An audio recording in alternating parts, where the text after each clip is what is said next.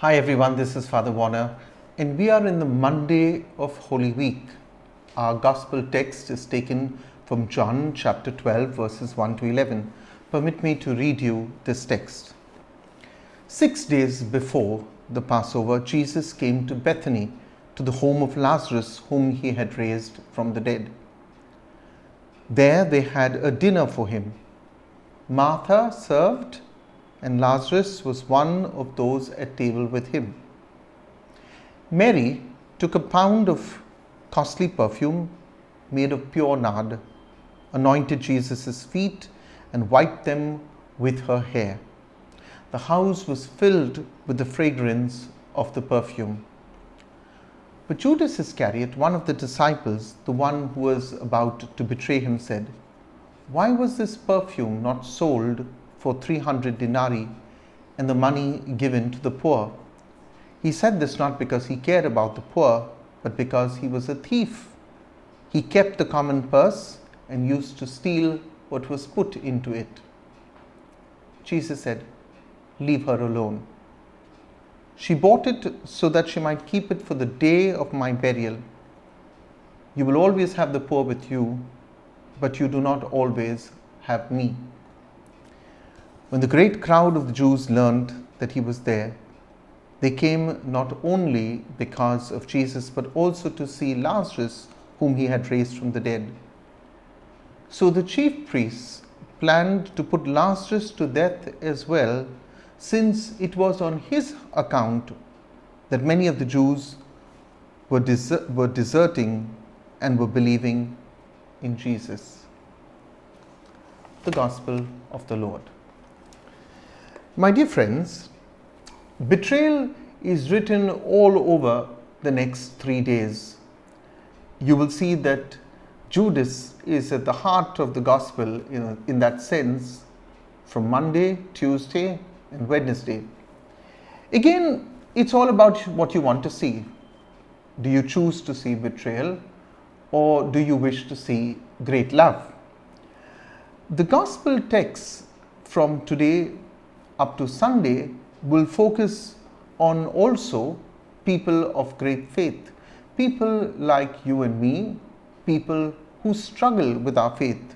We will encounter Peter and John and Nicodemus and Veronica and Simon of Cyrene and the women who wiped Jesus' face, and we will meet Mary in the Gospels.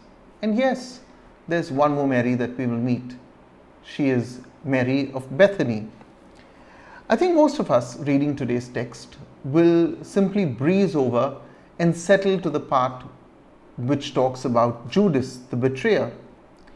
Somehow he seems to be getting our attention with his 30 pieces of silver and with that famous kiss, the kiss of betrayal. But there is another person whose actions in today's gospel seem so simple.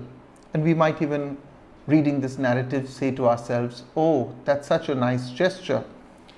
It is Mary of Bethany, and she deserves our admiration and our attention. What do we know about Mary of Bethany? For one, she simply loves Jesus. Whenever you look at her, she's always at his feet. If you open your Bibles to Luke chapter 10, verse 39, you will see that when the Lord visits her home, she is at his feet also now. In the Gospel of John, in chapter 11, verse 32, you will notice that she is at his feet. This is at the time when Lazarus was dead.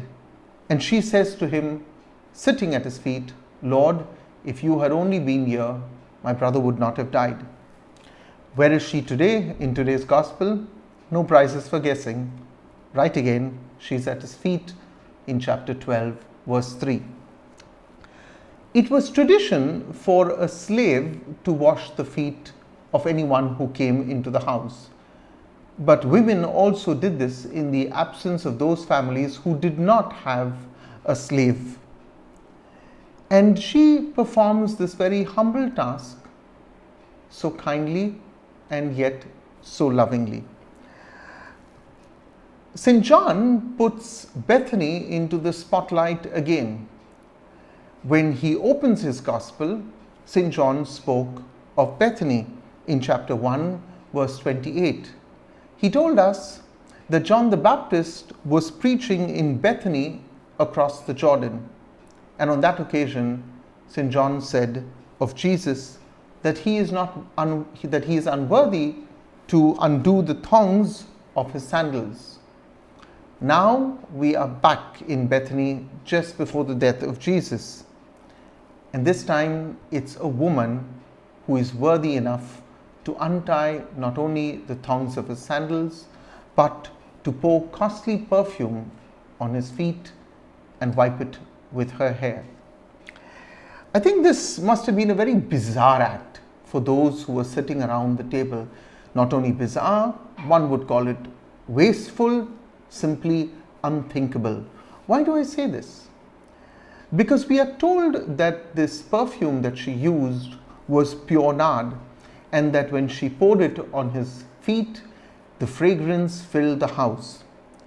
But I'd like you to look at her unmatched generosity, her great act of love, because what Mary has actually done is she has anticipated a much loved tradition in the church by washing his feet.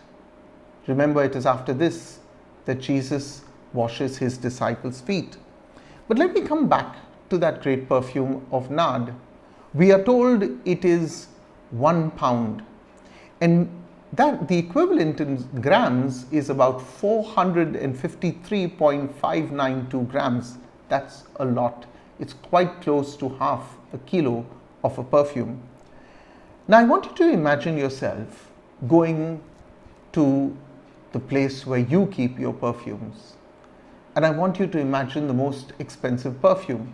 Some time ago I researched and I looked up the net to find out which is the most expensive perfume. I was told it costs about $2,15,000. It was called Clive Christian Imperial Majesty, and that was just for 16.9 ounces. Imagine yourself going in and getting the best perfume you have, just to pour it all on the one that you love. We are also told that it cost Mary 300 denarii. 300 denarii was equivalent to an entire year's wages. But she loved Jesus so much that it didn't matter what the cost was. Now I want you to compare the perfume of the disciple, like Mary of Bethany, and the stench of a betrayer, like Judas.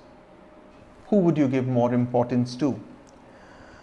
Judas's greed barely solicits a mention, and Jesus condemns him in one line and says, "Leave Mary alone." Jesus rebukes him, and Judas is now silent. But in his heart, there is more anger and there is more jealousy. I'd like you to focus on Mary, Mary of Bethany, because she goes down in history as the one who loved the Lord much. God bless you and have a nice day.